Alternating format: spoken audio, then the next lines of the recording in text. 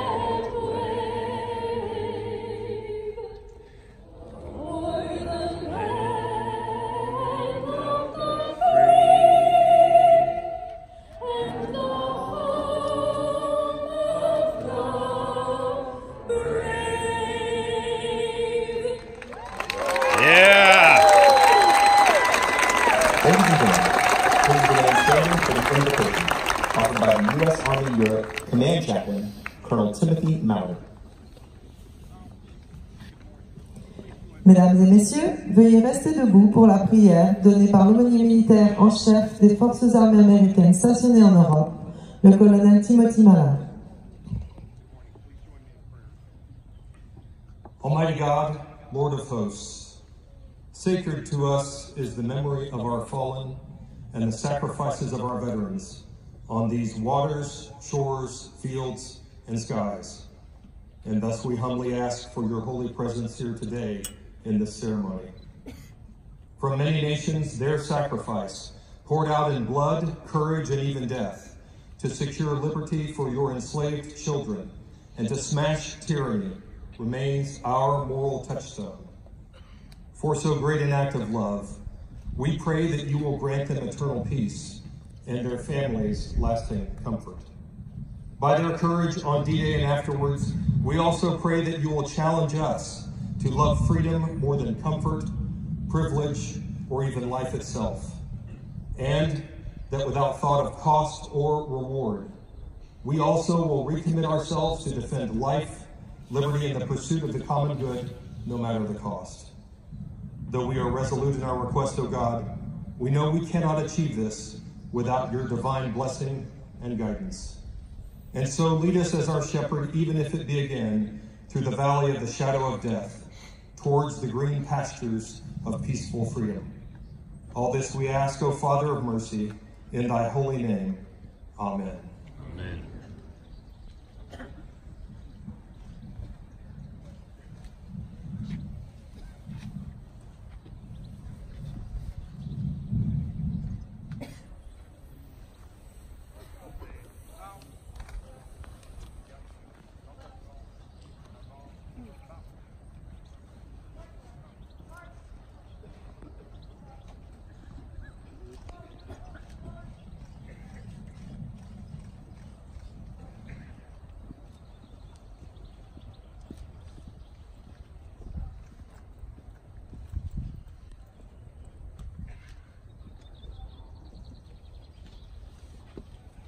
President and Ms. Macron, President and Ms. Trump, distinguished guests, ladies and gentlemen, welcome to Normandy American Cemetery and Memorial in Colville-sur-Mer for the commemoration of the 75th anniversary of the D-Day landings on 6 June 1944.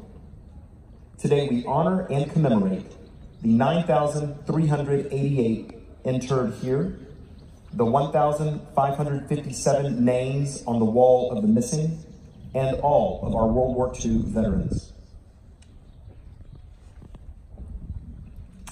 Monsieur le Président, Madame Macron, Monsieur le Président, Madame Trump, Mesdames et Messieurs les représentants officiels, Mesdames et Messieurs, bienvenue au cimetière américain de Normandie de Colville-sur-Mer pour la commémoration du 75e anniversaire du débarquement du jour J, le 6 juin 1944.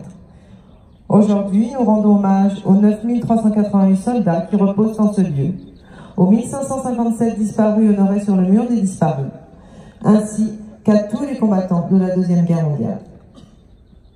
Ladies and gentlemen, please be seated. Mesdames et messieurs, veuillez vous asseoir. Ladies and gentlemen, the Secretary of the American Battle Monuments Commission, William Max. Mesdames et messieurs, le secrétaire de la Commission des monuments de guerre, William Max.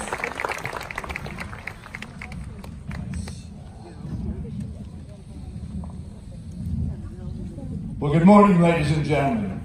Welcome to our commemoration ceremony of the Normandy landings. And it is indeed an honor for me to be with you today on these sacred grounds of the Normandy American Cemetery to celebrate the 75th anniversary of D-Day. And we extend a particularly warm welcome to President of the French Republic, Emmanuel Macron, and his wife, Brigitte Macron.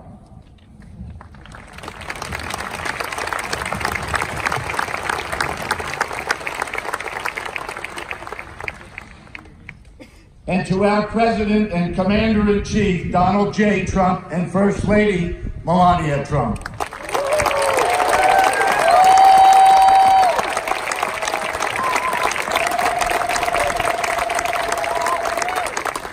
To our many distinguished government and military leaders, and to the families of our honored dead who traveled to these now peaceful and hallowed grounds to bear witness to the valor and the sacrifice of their family heroes resting here. Woo! Woo! And to the more than 160 World War II veterans seated herein on this stage who need no reminders of the horrors of war and who remember well their comrades who never came home.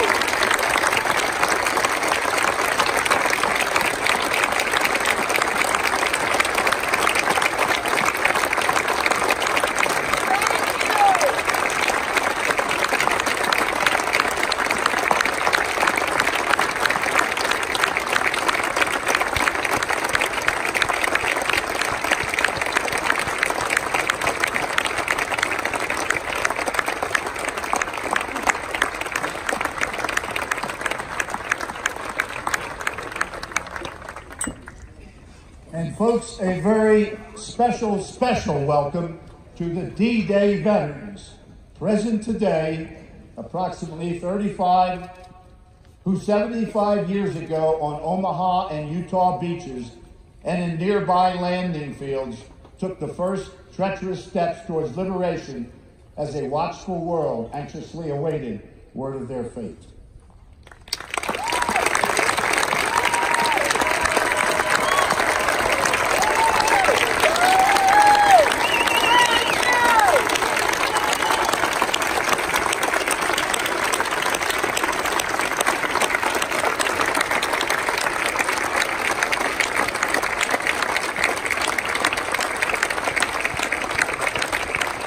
The mission of the American Battle Monuments Commission, folks, is to commemorate and honor the service and sacrifice of the United States Armed Forces. We do so by tending the graves and the memorials of our fallen servicemen and women, buried and memorialized at 26 American cemeteries around the world. We do so also by preserving the stories of their deeds and the endeavors of those that fought at their side. Courageous actions that bequeath the blessings of freedom to generations yet unborn. 75 years ago, this very morning, and yards, simply yards from where each of you are sitting, a generation of young American men, joined by French, British, Canadian, and other allied nations brothers in arms, did the unthinkable and accomplished the impossible. These men came ashore and fought against tyranny in a massive undertaking unparalleled in human history. It was Archibald MacLeish, the World War I veteran, who wrote these words in his poem, The Young Dead Soldiers. They say we were young, we have died, remember us. They say we leave you our deaths, give them their meaning. So many gave us their deaths. It is for us, our children, for generations to come, to give them their meaning. So our presence here today in this beautiful and inspirational cemetery does just that. For the very character of a country can be determined by the way it takes care of its war dead, and is a measure of its very heart and soul. To the more than 9,000 Americans who sleep here silently, we give our promise, and we will not forget. Each year that we gather here, and everywhere they fought and fell, our still grateful hearts are filled by what they did 75 years ago this morning. We shall remember you as when you were reverently, lovingly placed in this hallowed ground. To them and to the World War II veterans with us here today and in spirit around the world, your service, your sacrifice will have meaning so long as those who follow you hold high the torch of freedom that you kept burning through history's darkest hours.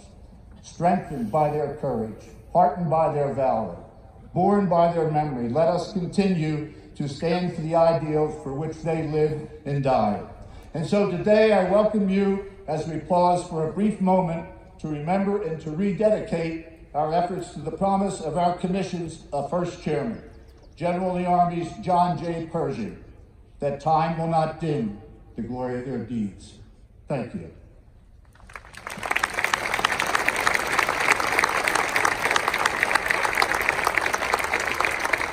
Ladies and gentlemen, the President of the Republic of France, Emmanuel Macron. Mesdames et Messieurs, Monsieur Emmanuel Macron, Président de la République française.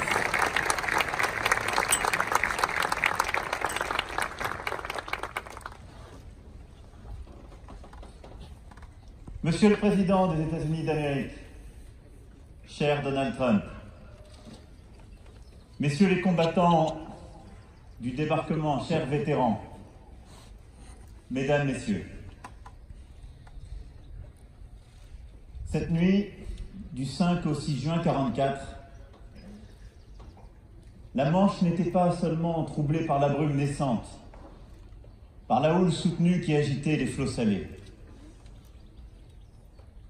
Depuis quelques heures, en effet, depuis que le général Eisenhower avait lancé son fameux « Let's go », ce sont 1200 bâtiments de guerre, 5700 navires de transport contenant canons et camions, chars et barges d'assaut qui gagnaient, précédés de 25 flottilles, le sud de l'île de White, en ce point baptisé par l'état-major de l'opération Overlord, Piccadilly Circus.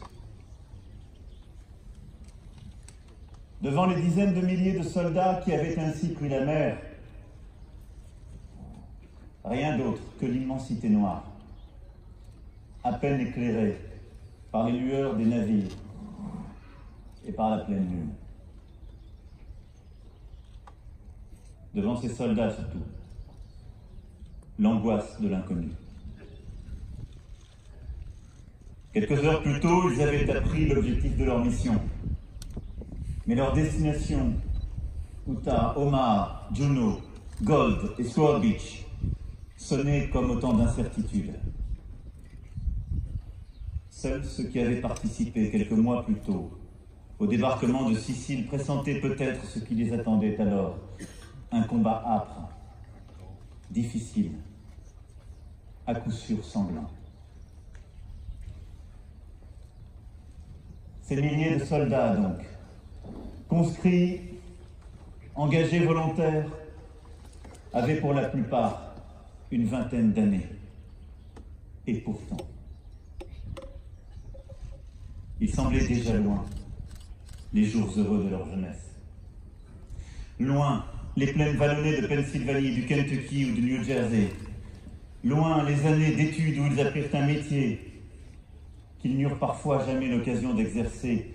Loin, les entraînements exigeants commencés sur les monts de Géorgie est poursuivie à mesure que l'opération Boléro les conduisait à traverser l'Atlantique au sud de l'Angleterre, loin, les mois passés auprès des Britanniques, dans l'attente d'une opération dont ils ne savaient rien, loin, les regards inquiets de leurs parents au moment de leur départ, loin, les au revoir déchirants de leurs fiancés.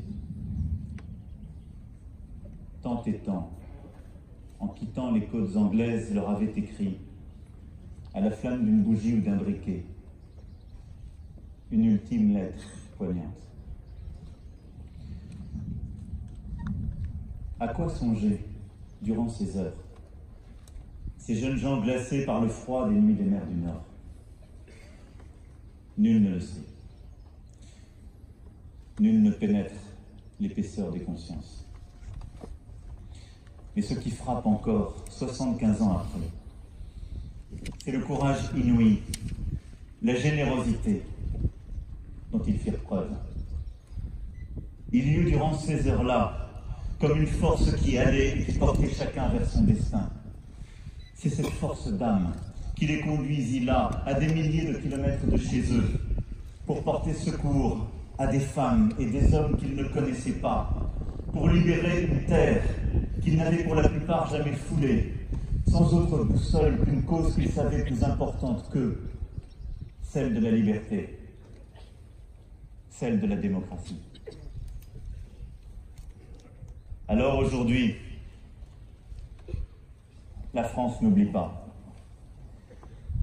La France n'oublie pas tous ces combattants à qui elle doit de vivre libre. La France n'oublie pas les 135 000 combattants américains, britanniques, canadiens, qui, appuyés par des contingents belges, luxembourgeois, néerlandais, norvégiens, danois, polonais, tchécoslovaques, australiens, néo-zélandais, sud-africains et français, ont débarqué ce 6 juin sur les plages de Normandie et ont fait basculer le destin de l'Europe et du monde. La France n'oublie pas les milliers de parachutistes qui, quelques heures plus tôt, avaient été largués à quelques kilomètres et qui, avec l'appui de la résistance intérieure, tinrent les ponts stratégiques, conquirent les routes, les voies ferrées, servirent bientôt de relais à ceux de leurs frères d'armes qui se sortirent vivants des rivages d'émeraude rougis par le sang versé. La France n'oublie pas les 2 millions de soldats qui, ce jour le plus long enfin expiré, s'engagèrent des semaines durant dans les terres normandes pour libérer ces villes et subir l'enfer de la bataille du Bocage, plus meurtrière encore que celle des plages. Alors, au nom de la France, au nom de notre nation, je m'incline ce jour devant leur bravoure. Je m'incline devant le sacrifice immense des 37 000 tués, des 19 000 disparus, qui tombèrent en héros sur ces terres normandes entre juin et août 1944, et pour la plupart y reposent pour l'éternité. Je m'incline, et à nos vétérans et à leur nation, je dis merci. We know what we owe to you veterans, our freedom. On behalf of my nation, I just want to say thank you.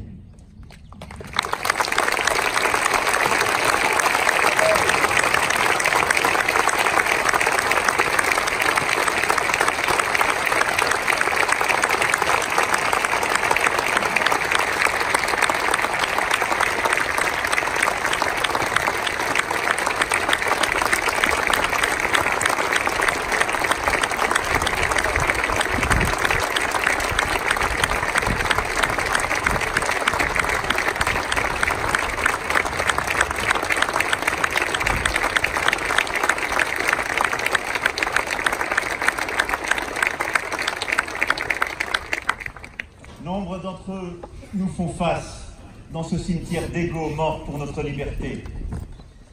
Vos frères d'armes,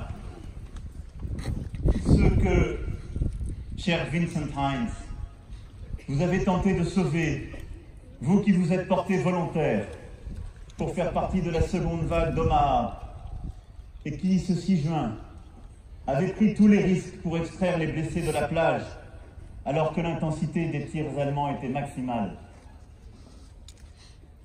Ceux avec qui, cher Paul Worth, vous avez combattu depuis cette même plage d'Omaha jusqu'aux terres wallonnes de Bastogne, en passant par la bataille de 40 ans et cette percée d'Avranches qui libéra la Bretagne. Vos frères d'armes, ceux qui, cher Charles Djourot, vous ont accompagné dans l'enfer des haies normandes, vous qui avez combattu sans discontinuer entre le 7 juin et le 8 juillet, et qui, pour certains, vous ont suivi dans les Ardennes, au Luxembourg, et même dans la campagne de Tchécoslovaquie. Ceux qui, cher Stanley Friday, vous ont secouru, vous qui avez été blessé à 2 reprises, dans la région de Saint-Lô, puis dans les Ardennes, et qui vous ont donné la force de repartir au combat jusqu'à franchir le Rhin pour participer à la libération des camps de concentration et croiser les regards des survivants et les regards des bourreaux. Alors peut-être avez-vous compris, dans la vérité crue de ce moment, pourquoi vous vous étiez battus.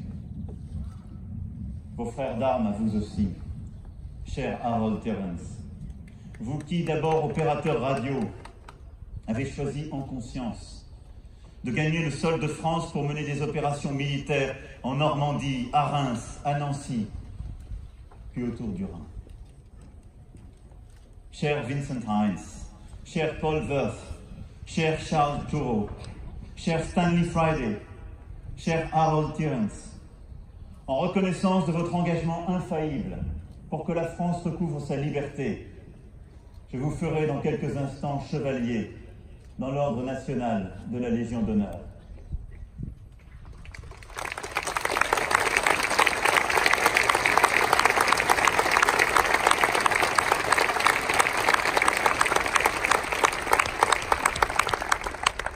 Cette distinction, la plus élevée que délivre la République française, vient bien sûr saluer vos actes exceptionnels, votre courage, votre contribution à la libération de notre pays. Et c'est aussi, pour la nation française, une manière de redire 75 ans après que nous savons ce que nous devons à l'Amérique. L'Amérique, cher président Trump, qui n'est jamais aussi grande que lorsqu'elle se bat pour la liberté des autres. L'Amérique, qui n'est jamais aussi grande que lorsqu'elle se montre fidèle aux valeurs universelles que défendaient ses pères fondateurs, lorsqu'il y a près de 2 siècles et demi, la France vint soutenir son indépendance. Mais nous vous devons plus.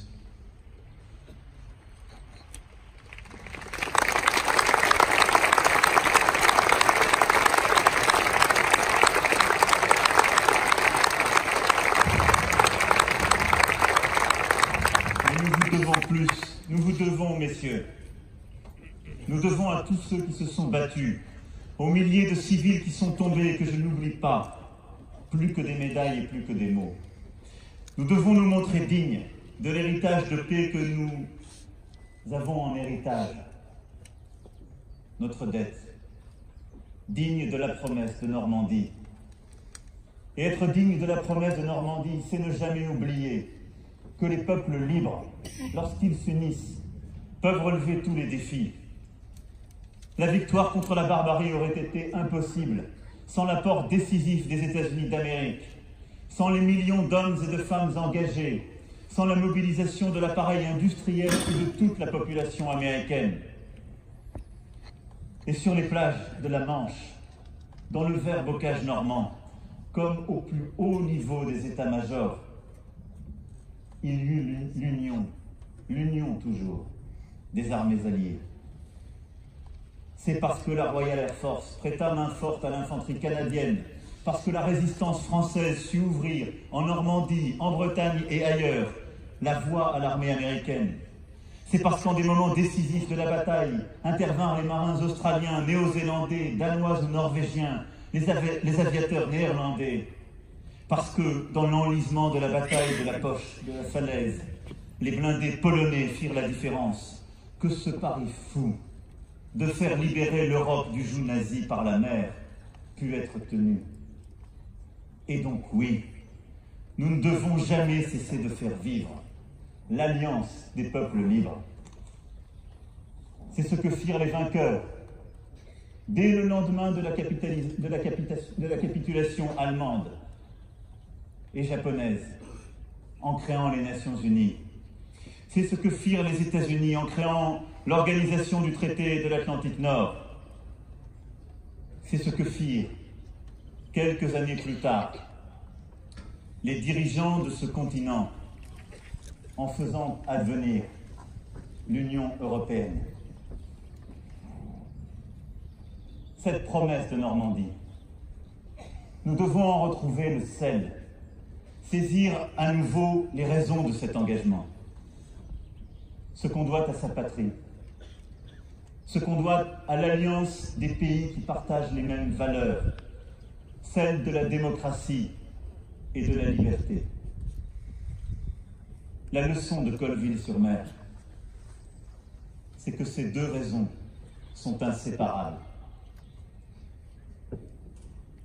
Ces jeunes Américains sont morts, ici, pour leur pays et pour la liberté du monde, ensemble. Ils le savaient. Et les Français qui sont morts sur les mêmes plages, à leur côté, tombés pour la libération de leur pays, sont aussi tombés pour que leur nation revienne, une fois la tâche accomplie, à sa tradition de liberté. Être fidèle à leur mémoire, c'est d'abord ne jamais séparer ce que leur sacrifice a uni. Cette promesse de Normandie, la France continuera de la porter de toutes ses forces. J'en fais ici le serment. Et elle est au cœur de la destinée américaine véritable. Monsieur le Président des États-Unis d'Amérique, Mesdames et Messieurs, le long des routes de France, des plages du Cotentin à Cherbourg, de Cherbourg à Avranches, d'Avranches à Metz, de Metz à Bastogne, sur tous ces chemins que les héros que nous célébrons aujourd'hui ont empruntés à partir de l'été 44, on trouve des centaines de bornes ornées des étoiles du drapeau américain et de la flamme de cette statue de la liberté qu'un jour un de nos plus grands sculpteurs offrit à la ville de New York. Ces monuments de pierre sont des jalons de mémoire, comme le souvenir indélébile inscrit dans les terres de France de ce que notre pays doit à l'Amérique. Leur présence résonne aussi comme une invitation à renouveler sans cesse ce pacte séculaire unissant la France, l'Amérique et la liberté. J'y suis prêt, Monsieur le Président des États-Unis, cher Donald Trump. Le peuple de France y est prêt. Prêt à faire vivre cette amitié entre nos nations qui a tant apporté à l'histoire des hommes et dont le monde d'aujourd'hui attend encore tant. Nous sommes prêts et nous le ferons. Alors merci. Vive les États-Unis d'Amérique, vive la République, vive la France et vive l'amitié entre nos deux nations.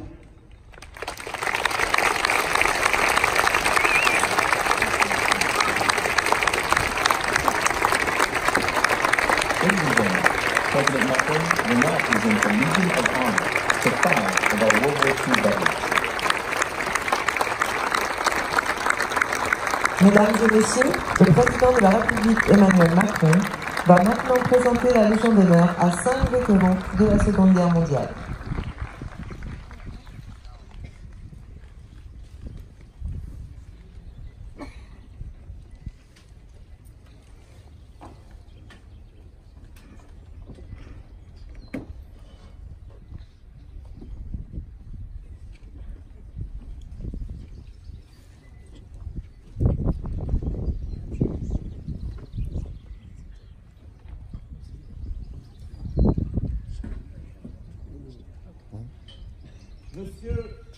Vincent Hines, au nom de la République française, nous vous faisons chevalier de la Légion d'honneur.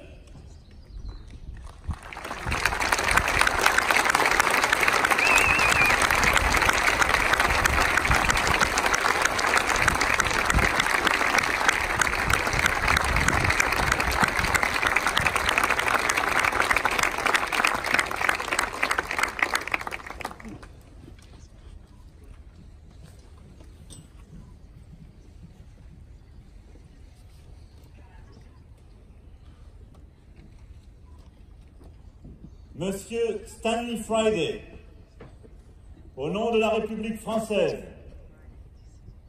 nous vous faisons chevalier de la Légion d'honneur.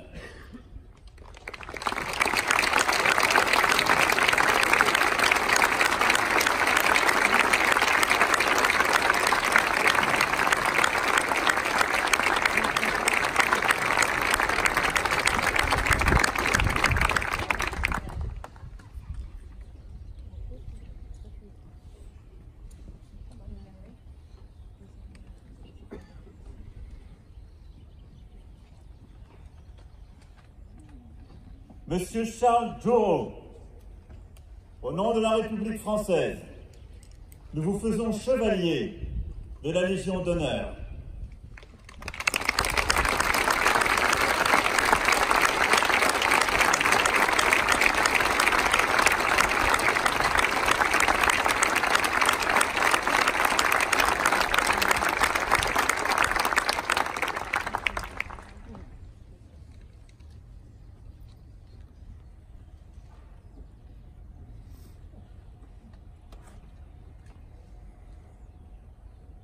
Monsieur Harold Kearns, au nom de la République française, nous vous faisons chevalier de la Légion d'honneur.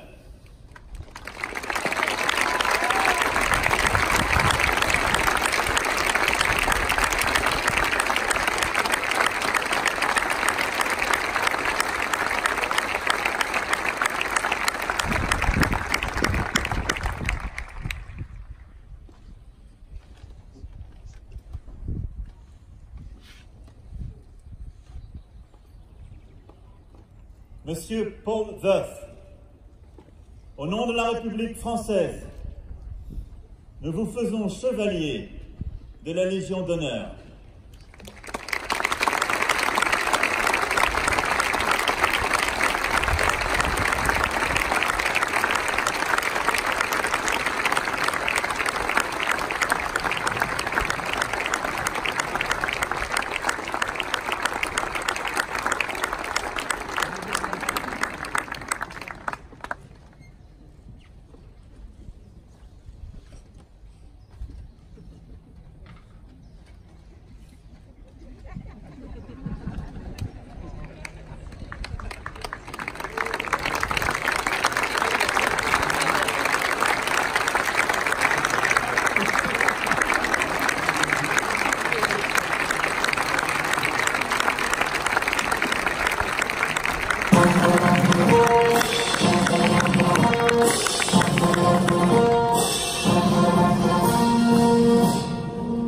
Ladies and gentlemen, the President of the United States, Donald. Mesdames et messieurs, Monsieur Donald J. Trump, Président des États-Unis.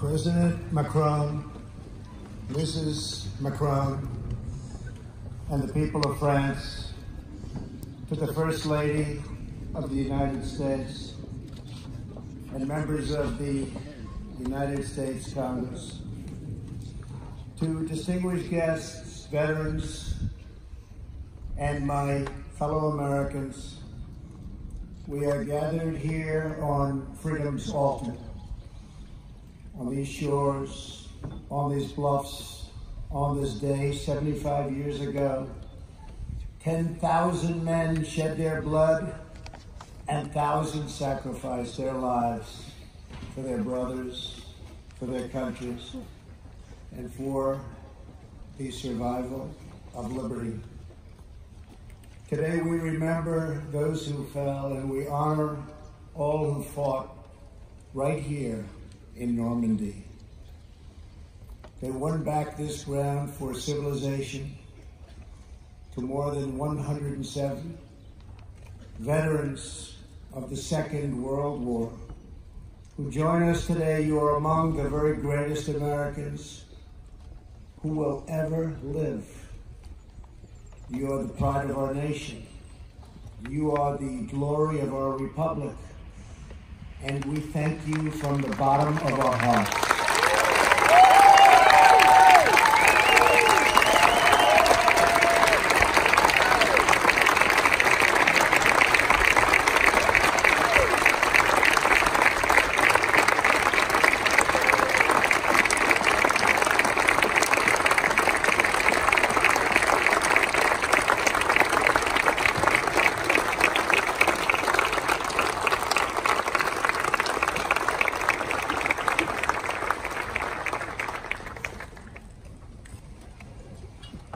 Here with you are over 60 veterans who landed on D-Day. Our debt to you is everlasting.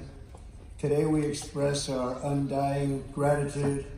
When you were young, these men enlisted their lives in a great crusade, one of the greatest of all times. Their mission is the story of an epic battle and the ferocious, eternal struggle between good and evil. On the 6th of June, 1944, they joined a liberation force of awesome power and breathtaking scale. After months of planning, the Allies had chosen this ancient coastline to mount their campaign to vanquish the wicked tyranny of the Nazi Empire from the face of the earth. The battle began in the skies above us. In those first tense midnight hours, 1,000 aircraft roared overhead with 17,000 Allied airborne troops preparing to leap into the darkness beyond these trees. Then came dawn. The enemy who had occupied these heights saw the largest naval armada in the history of the world. Just a few miles offshore were 7,000 vessels bearing 130,000 warriors. They were the citizens of free and independent nations united by their duty to their compatriots into millions yet unborn. There were the British whose nobility and fortitude saw them through the worst of Dunkirk and the London Blitz. The full violence of Nazi fury was no match for the full grandeur of British pride. Thank you.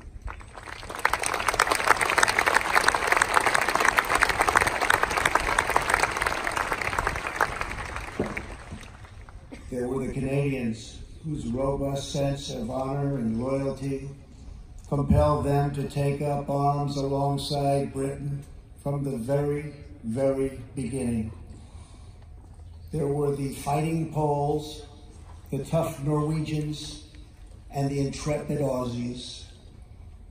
There were the gallant French commandos, soon to be met by thousands of their brave countrymen ready to write a new chapter in the long history of French valor.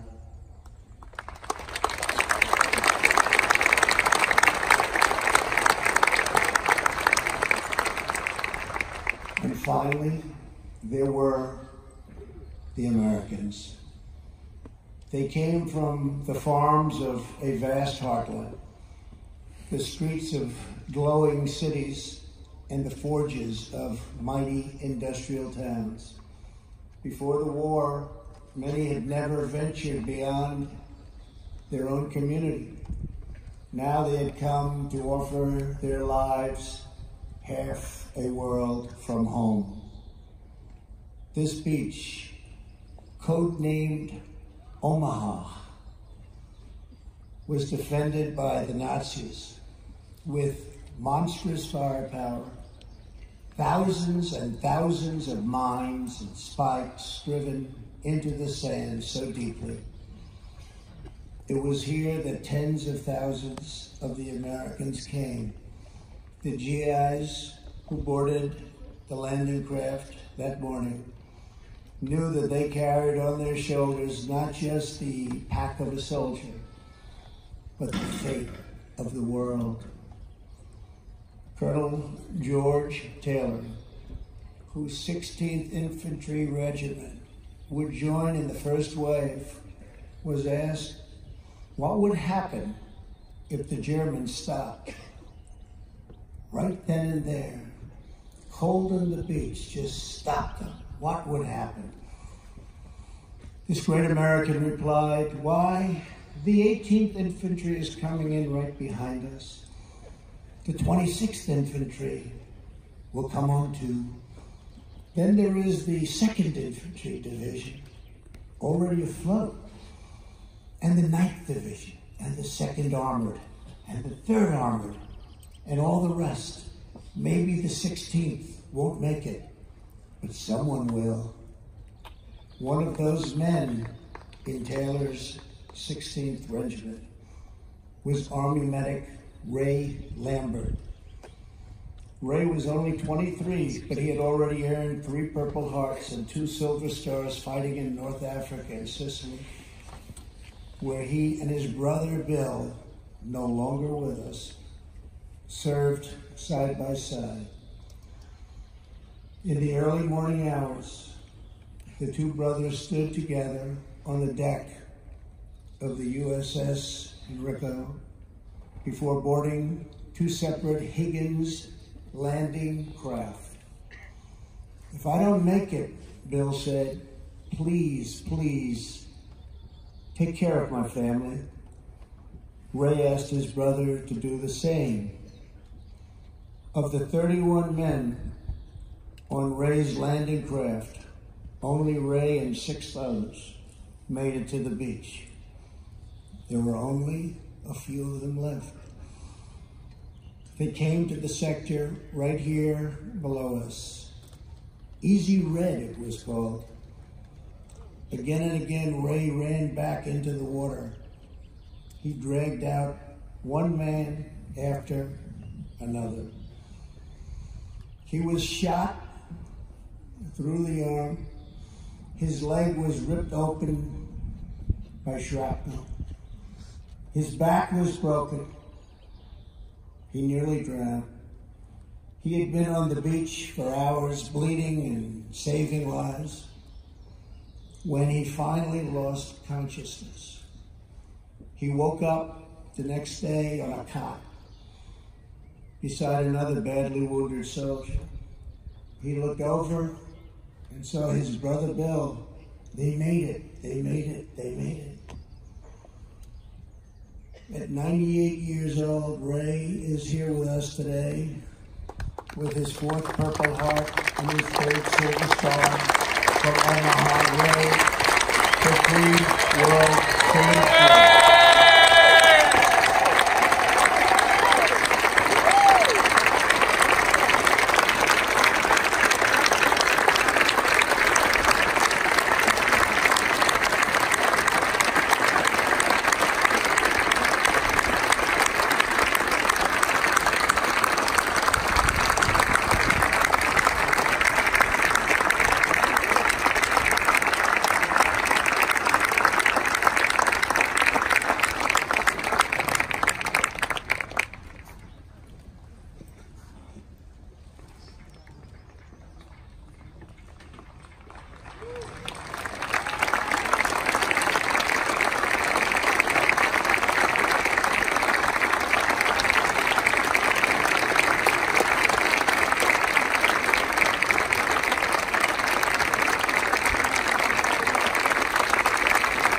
Thank you.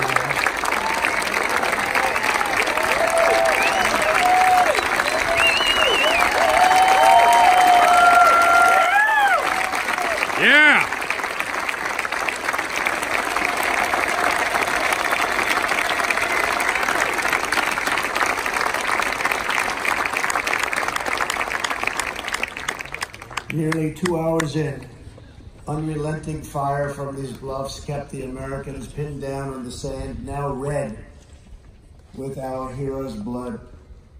Then, just a few hundred yards from where I'm standing, a breakthrough came. The battle turned, and with it, history. Down on the beach, Captain Joe Dawson, the son of a Texas preacher, led Company G through a minefield to a natural fold in the hillside, still here. Just beyond this path, to my right, Captain Dawson snuck beneath an enemy machine gun perch and tossed his grenades. Soon American troops were charging up Dawson's draw. What a job he did. What bravery he showed. Lieutenant Spaulding and the men from Company E moved on to crush the enemy's strong point on the far side of this cemetery and stop the slaughter on the beach below. Countless more Americans poured out across this ground all over the countryside. They joined fellow American warriors from Utah Beach and allies from Juneau, sword and gold, along with the airborne and the French patriots. Private First Class Russell Pickett of the 29th Division's famed 116th Infantry Regiment had been wounded in the first wave that landed on Omaha Beach. At a hospital in England, Private Pickett vowed to return to battle. I'm going to return, he said, I'm going to return. 6 days after D-Day, he rejoined his company. 2/3 had been killed already. Many had been wounded within 15 minutes of the invasion. They lost 19 just from the small town of Bedford, Virginia alone. Before long, a grenade left Private Pickett, and he was gravely wounded, so badly wounded. Again, he chose to return. He didn't care. He had to be here. He was then wounded a third time and laid unconscious for 12 days. They thought he was gone. They thought he had no chance. Russell Pickett is the last known survivor of the legendary Company A. And today, believe it or not, he has returned once more to these shores to be with his comrades. Private Pickett, you honor us all with your presence.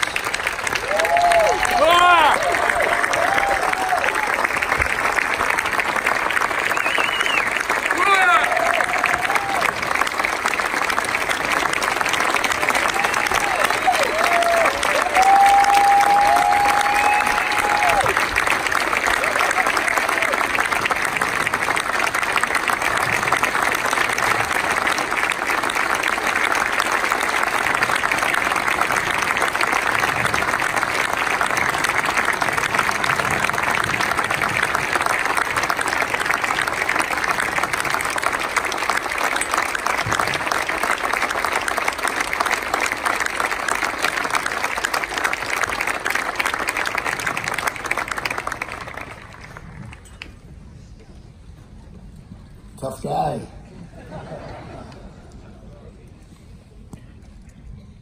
By the 4th week of August, Paris was liberated.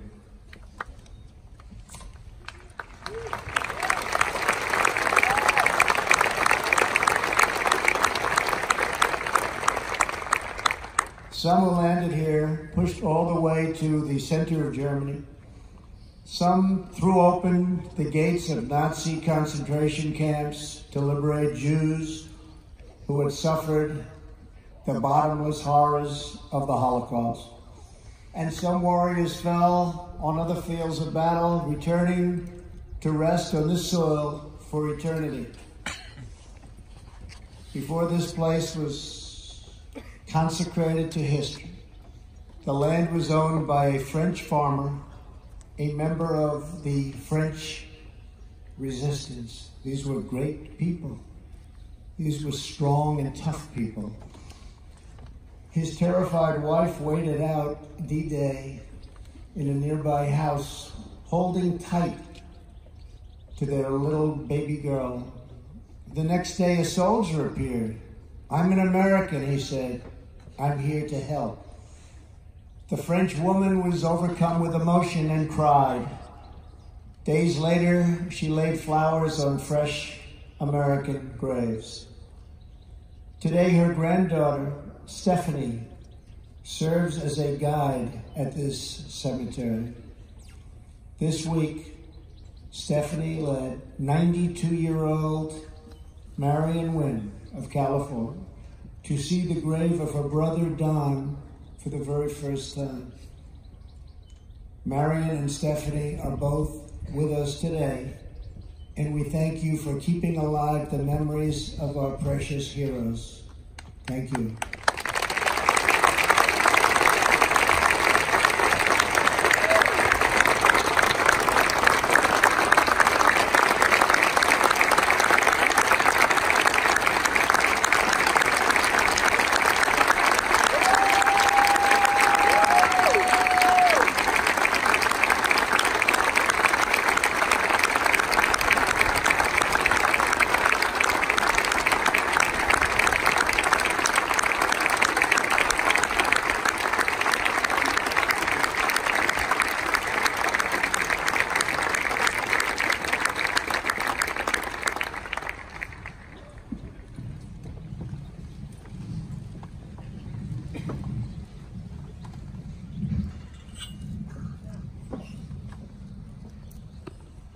$9,388 young Americans rest beneath the white crosses and stars of David, arrayed on these beautiful grounds.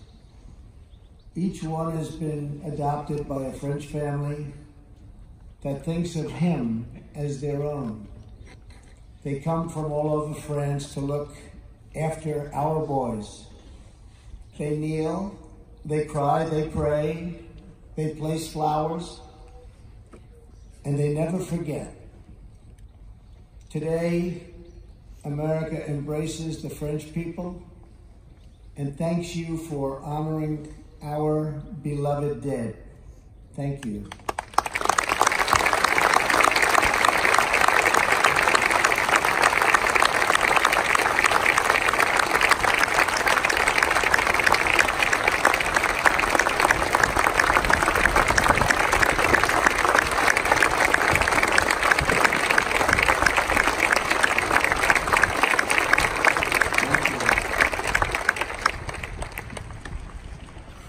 To all of our friends and partners, our cherished alliance was forged in the heat of battle, tested in the trials of war, and proven in the blessings of peace. Our bond is unbreakable. From across the earth, Americans are drawn to this place as though it were a part of our very soul. We come not only because of what they did here, we come because of who they were. They were young men with their entire lives before them. They were husbands who said goodbye to their young brides and took their duty as their fate. They were fathers who would never meet their infant sons and daughters because they had a job to do. And with God as their witness, they were going to get it done. They came wave after wave, without question, without hesitation, and without complaint. More powerful than the strength of American arms was the strength of American hearts. These men ran through the fires of hell, moved by a force no weapon could destroy. The fierce patriotism of a free, proud, and sovereign people.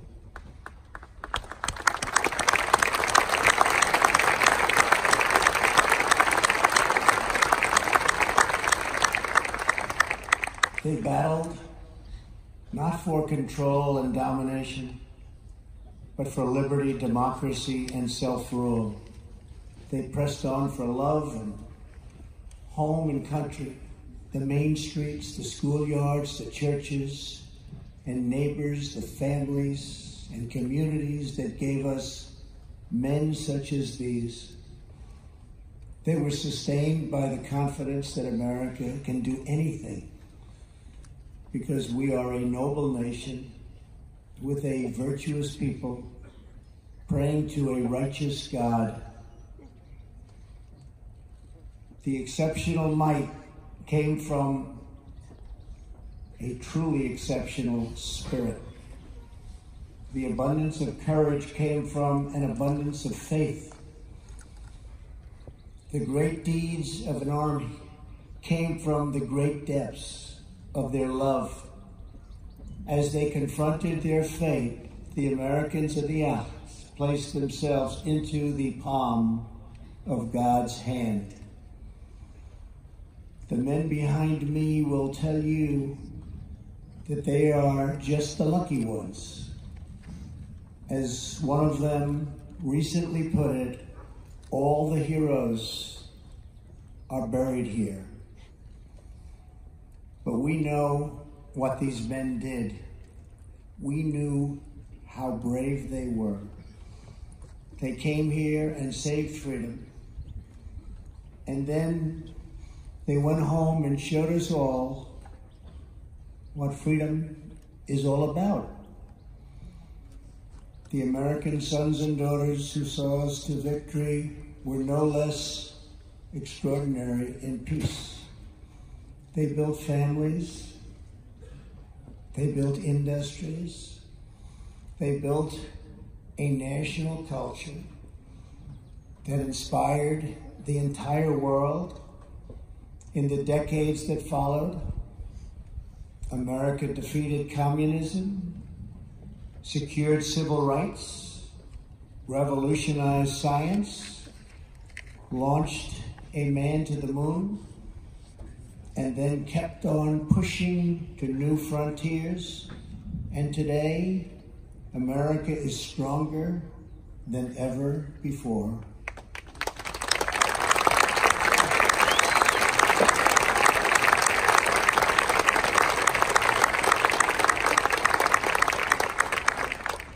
Seven decades ago, the warriors of D-Day fought a sinister enemy who spoke of a 1,000-year empire. In defeating that evil, they left a legacy that will last not only for 1,000 years, but for all time.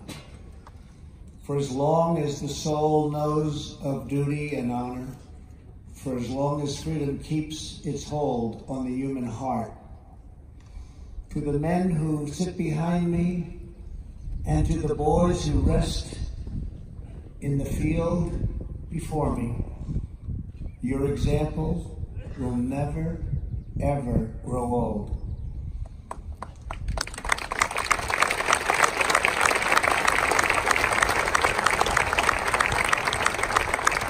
Your legend will never die. Your spirit, brave, unyielding, and true, will never die. The blood that they spilled, the tears that they shed, the lives that they gave, the sacrifice that they made, did not just win a battle. It did not just win a war.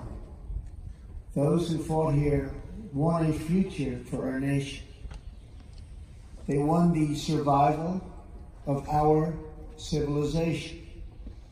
And they showed us the way to love, cherish, and defend our way of life for many centuries to come.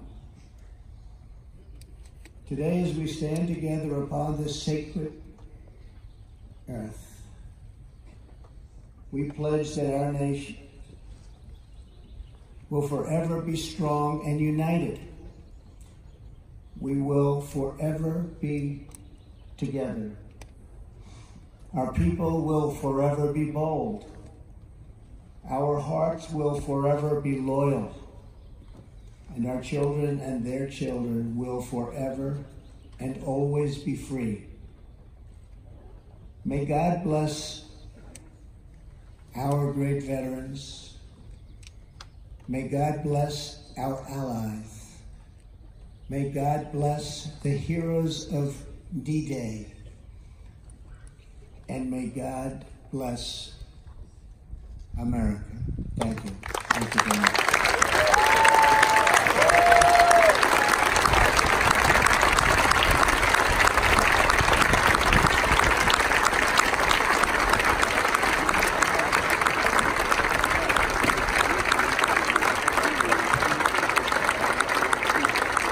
In honor and remembrance of the fallen who gave their lives in the service of France and the United States, the President of France and the President of the United States will lay a wreath in their memories, followed by a moment of silence. En l'honneur et en la mémoire de ceux qui ont consenti l'ultime sacrifice au service de la France et des États-Unis, le président de la République française et le président des États-Unis vont maintenant déposer une gerbe, puis observer un moment de silence.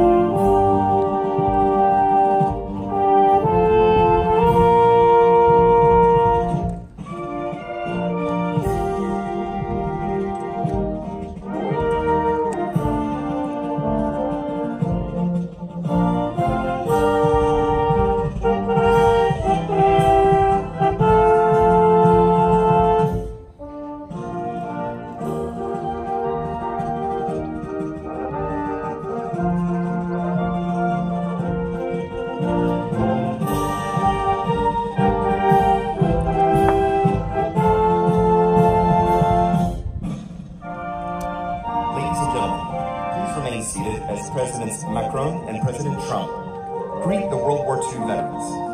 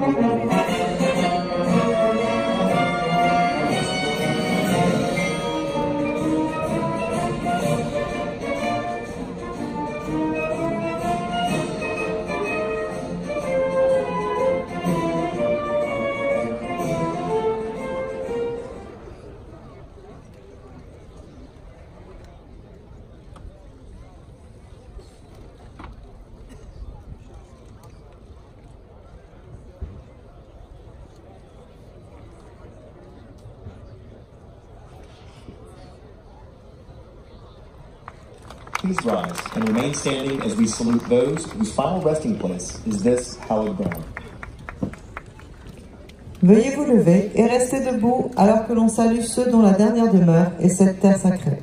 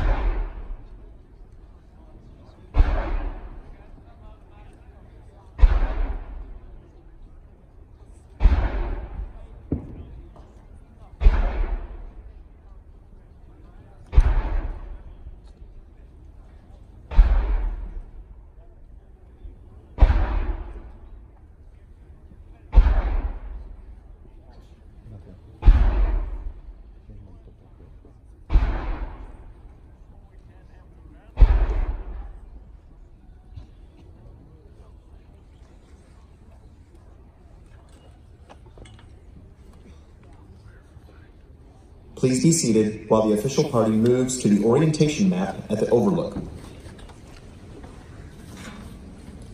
Veuillez vous asseoir pendant que les représentants officiels se dirigent vers la table d'orientation.